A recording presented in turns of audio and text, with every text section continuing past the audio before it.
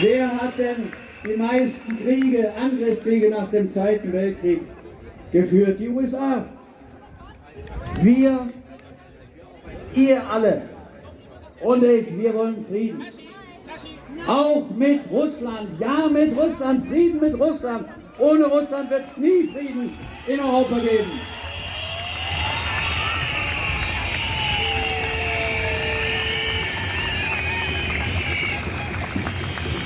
Ich weiß, die USA sehen das ganz anders.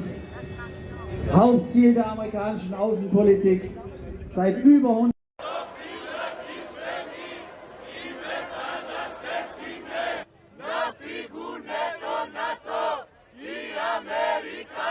χάλα εκαστρώματα για να δώσουμε ένα τέλος σε αυτή την κατάσταση που το μόνο που επιφυλάσσει για εμάς τους εργαζόμενους όλου του κόσμου είναι μόνο φτώχεια, εξαθλίωση και τον κίνδυνο μιας πυρηνικής καταστροφής.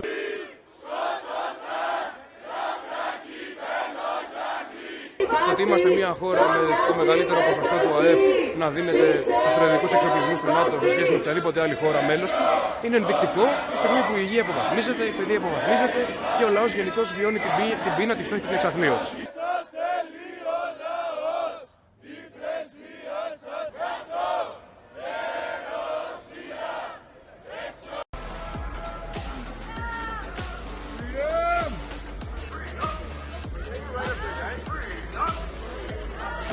Thank you for coming.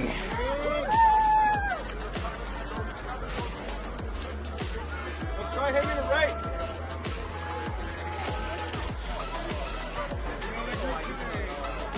Quite a big crowd.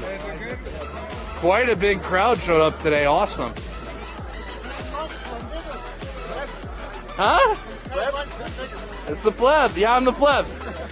Thank you. Nice to meet you.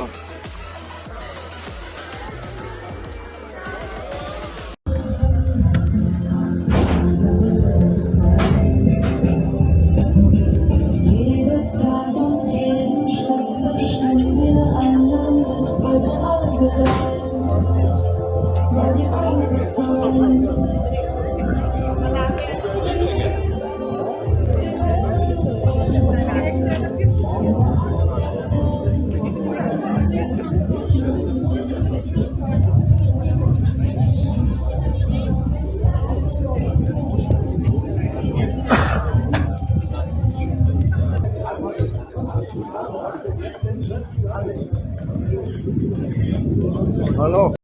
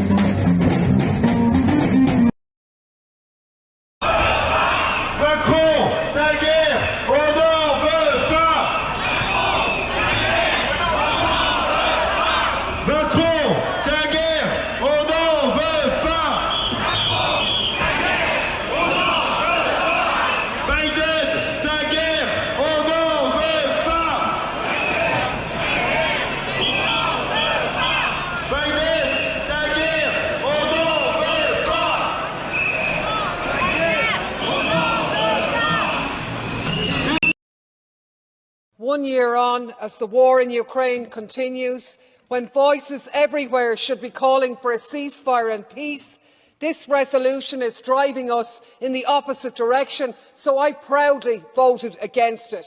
It peddles the latest lie that this is not now about defending Ukraine, it's about Ukraine must win. What does that even mean? Last April, there was a deal on the table which would have seen Russia withdraw in return for Ukrainian non-NATO membership, but Ukraine's Western friends, killer clown Boris Johnson and NATO rocked into town and told them to keep fighting. The result? 6 cities devastated, 4 provinces illegally annexed, 108 billion euros in aid, which the people of Ukraine are going to have to pay back over decades, global food and energy crisis. Is this winning? Ordinary people don't win in wars.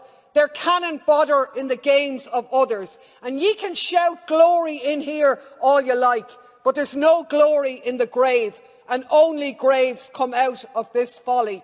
It's time for people and the silent majority all over Europe to take to the streets this weekend and demand peace and an end to the war. Since September, the lack of interest in finding answers to who was behind the Nord Stream gas explosion has been frankly astounding. This was an act of sabotage, an act of unrivalled vandalism, economically and environmentally, and not a word, no discussion, no questions. Then along comes Seymour Hersh, the world's most acclaimed, distinguished living investigative journalist. He produces a detailed claim that the United States executed this explosion with the help of Norway. Planned months before the invasion, a Norwegian Navy P-8 surveillance plane dropped a sonar buoy on the 26th of September, which triggered explosions planted by US Navy Panama City divers 3 months earlier under a NATO exercise, and still nothing. I don't know what happened, but I want to know. This is a man who doesn't make claims lightly, a man with contacts, and I find it frankly jaw-dropping that the EU is not asking questions as to who is responsible for sabotaging the livelihoods of our citizens. I am ashamed to be a European.